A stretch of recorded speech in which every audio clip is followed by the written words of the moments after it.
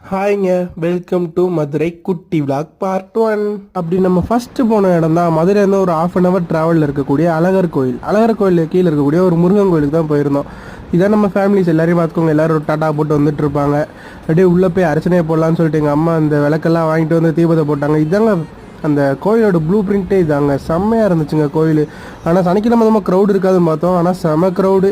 அங்கேருந்து அப்படியே left side பார்த்தோன்னா ஒரு பெரிய தெப்பக்குளம் இருந்துச்சு, அது சூப்பராக இருந்துச்சு. இங்கே பார்த்தீங்களா என் தங்கச்சி அங்கிட்டு இங்கிட்டுமா குதிச்சு எப்படி விளாண்டுக்கிட்டு இருக்கான்னு. அங்கே இங்கே கார் பார்க்கிங் முன்னாடி நிறையா ஃப்ரூட்ஸ் வித்துட்டு இருந்தாங்க. நாங்களே அதில் எல்லாத்துலேயும் ஒன்று வாங்கி ட்ரை பண்ணி பார்த்தோம். இங்கே பார்த்தீங்களா எப்படி வாலண்டியராக போஸ்ட் கொடுக்குறாங்கன்னு. இவங்க வேறு யாரும் இல்லை, எங்கள் சித்தி தான்.